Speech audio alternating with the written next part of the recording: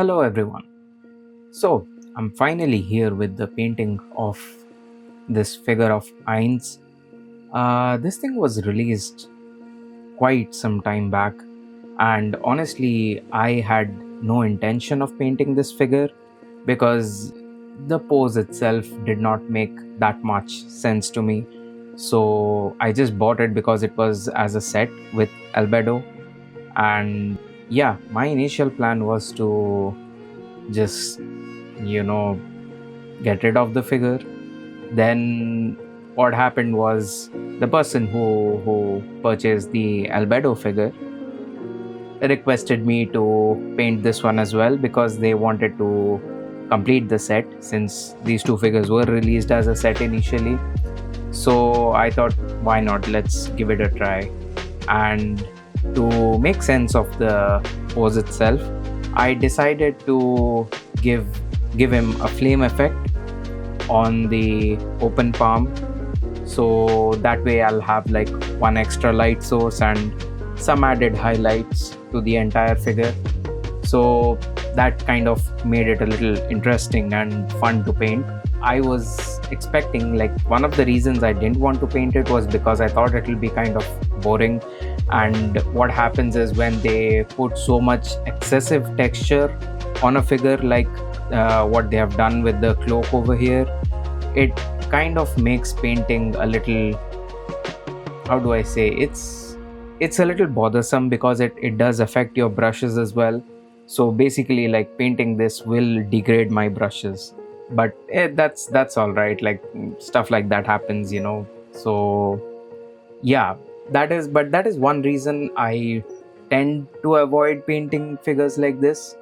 Yet I decided to go ahead with it, and honestly, that was a good decision. Like, I did have fun painting it, especially after I had added the accessory, like the flame, and I had like some extra things to think about and a little more planning, so it felt a lot more exciting compared to if I had just painted the figure itself.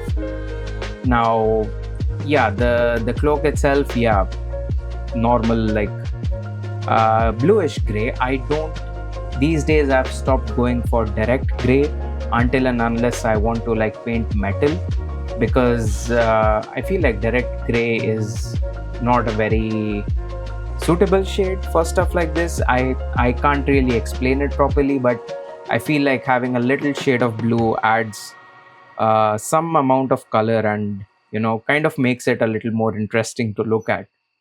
So yeah, that's what I did with mostly the whole cloak.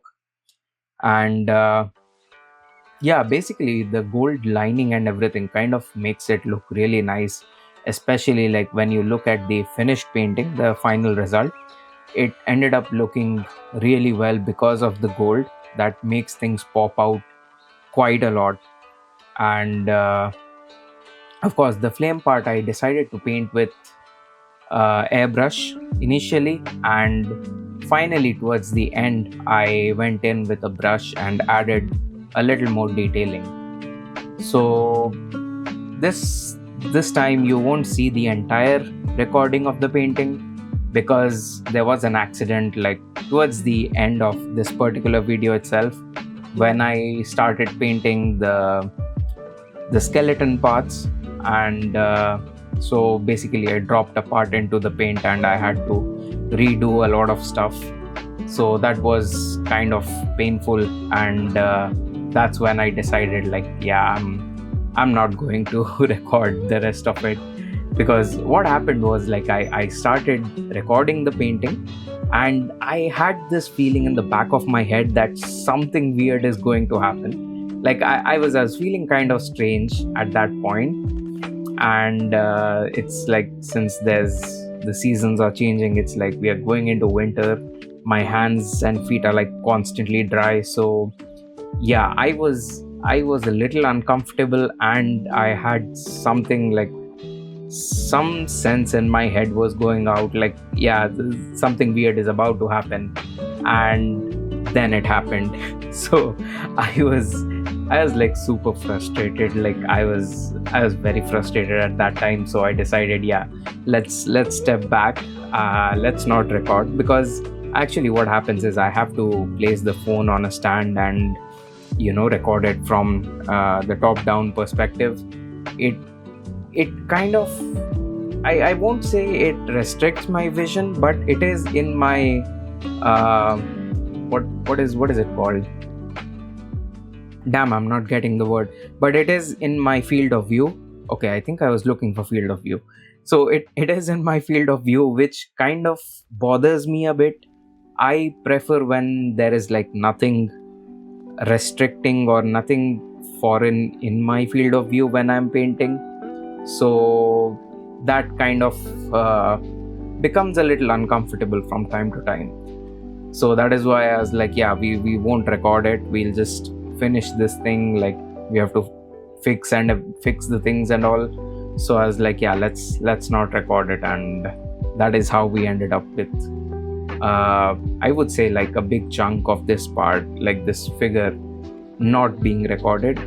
uh, Yet it was fun, like painting the orb inside, like the rib cage. I painted that with airbrush, and final highlight was done with a brush, but not as much. I just added like white to it. So with the brush, the airbrushing was, yeah, of course, red and then lighter shades and all those things. So yeah, it did like give off the effect that I actually intended it to give. And honestly, like I'm in love with the results. I really like it.